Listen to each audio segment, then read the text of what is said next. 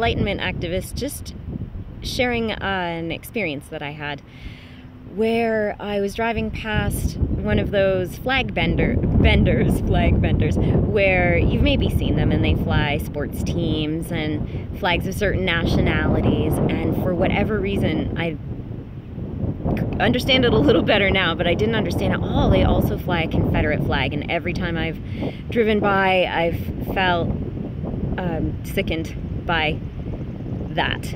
So this time I drove past and was looking to take some kind of action about this. I never know what to do. So I am sorry about the wind. I just asked the person selling the flags, you know, can you tell me a bit about that flag there? And he said, well, I know it means something bad, but I'm just here selling flags, basically. And so I said, well, you know, it's essentially calling for the death or enslavement of a certain race of people. And he said, well, I know it's bad, but, you know, and he kind of stuck with that a while. And he's very gentle and even conciliatory, but standing his ground. And so I continued to just be curious and ask questions. I think this is the way that we are able to understand a point of view, even when we feel strongly different about another person's point of view. Curiosity is the way that we're going to peacefully build understanding. And even within that, you know, there's some people you can't talk to if you've been aggressive with me or overly defensive.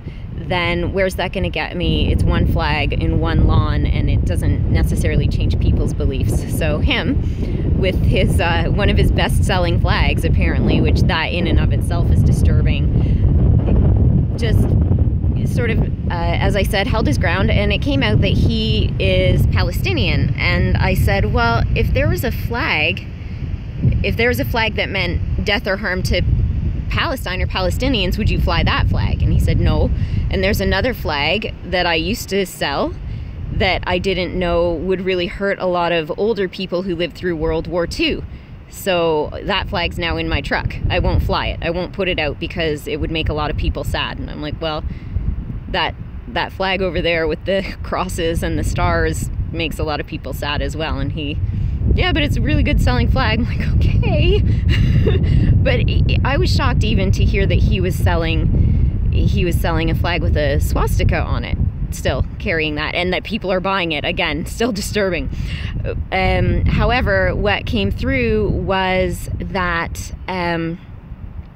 he wouldn't sell the World War II flag. He wouldn't sell a flag against Palestine. And I said, well, it seems like there's just a line, and there's things on this side of the line that you won't put out.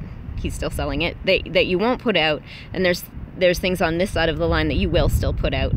And that seemed to be about as far as we got in the conversation, but I feel like I understand where he's coming from a little bit better. So there's a bit more peace in my heart now.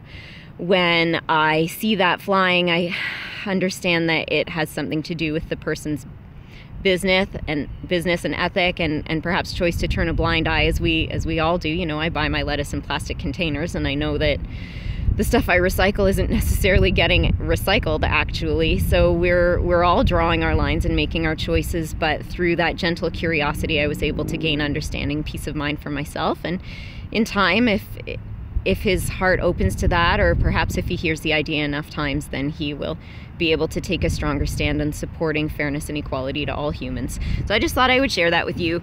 If that's helpful to you, feel welcome to like it, share it with anybody that you think it might be helpful to as well. Thanks so much for watching. Peace.